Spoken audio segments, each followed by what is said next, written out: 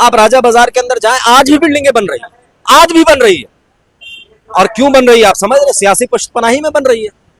तो ये चीजें दोहरा जो राजनीति है, एक तरफ बोलते हैं कि हम आपको बचाएंगे और दूसरे तरफ कर रहे हैं कि आपको हम मारेंगे, कोर्ट का जब ऑर्डर आएगा तो हम बचा भी नहीं सकते। तो बहुत सारे इसके अंदर कॉम्प्लिकेशन है, ये वही लोग जब, लेकिन जाने आपकी जाएंगी, नुकसान आप होंगे, एफआईआर आपके खिलाफ होगा, जेल आप जाएंगे, नुकसान आप सहे और मजे वो लोग ले। अब जब मामला सेटलमेंट की आई तो देखें कि फिर वही एमएलए वही काउंसलर आकर के झंडा उड़ा रहे हैं। हमारा भी मुतालबा तो उन्हीं सियासी लोगों से था, उन्हीं हुकूमत से है कि भाई आप इनके बचाव के लिए कोई रास्ता निकालें, क्योंकि जो बनाया गया है उसमें भी उनका इन्वॉल्वमेंट है।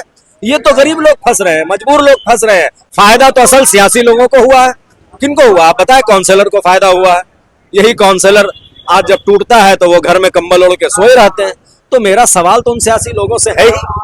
देखिए अभी तो फिलहाल रुका हुआ है, वो एक कानूनी मामला था, हाईकोर्ट के ऑर्डर से वो काम हो रहे थे, लिहाजा उसमें हम लोगों की कोशिश और यहाँ के और दिगर लोगों ने भी कोशिशें की हैं, जिससे अभी तक कुछ थमा हुआ है। अब इसका सरकार आने वाले दिनों में क्या स्टेप लेता है, क्या इनिशिएटिव लेता है, वो आने वाला वक्त बताएगा। अभी कुछ कहना कबल अज वक्त होगा। अब कोर्ट के राय के मुताबिक जो फैसला आएगा उसके बाद फिर हम लोग इनिशिएटिव। मैं किसी से सियासी दरवाजे पे नहीं गया।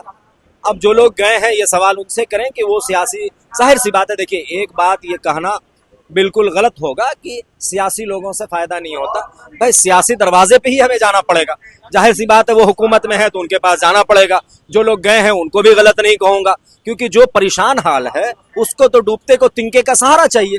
तो वो बेचारे शरीफ लोग हैं, आम लोग हैं, उन्हें तो जो जैसा आप बताएंगे भाई यहाँ मैं ले चलता हूँ वहां चलते हैं, वो जाएंगे। तो उम्मीद दिलाई गई है, अब उम्मीद पे दुनिया काम है।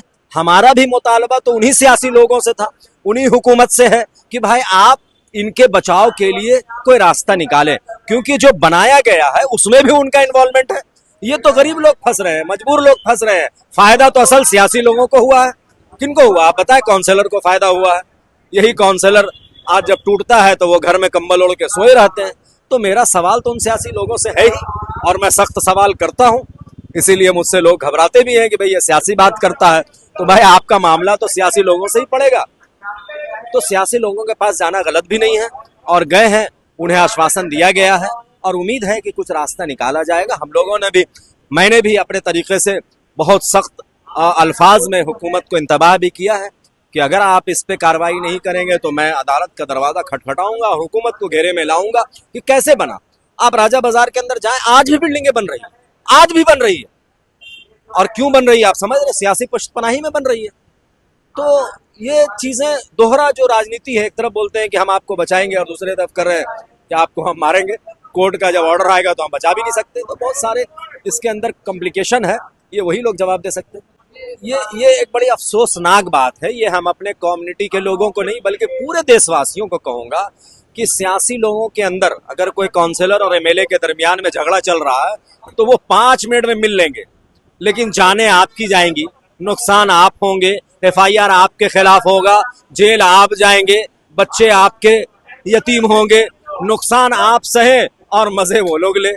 अब जब मामला सेटलमेंट की आई तो देखें कि फिर वही एमएलए वही काउंसलर आकर के झंडा उड़ा रहे हैं, और उसके पहले वही लड़वा भी रहे थे। तो ये बड़ा अफसोस का मुकाम है। वो नौजवान जो जज्बाती नौजवान है, नौजवानों की गलती भी नहीं है, उसे जज्बात में ला दिया जाता है।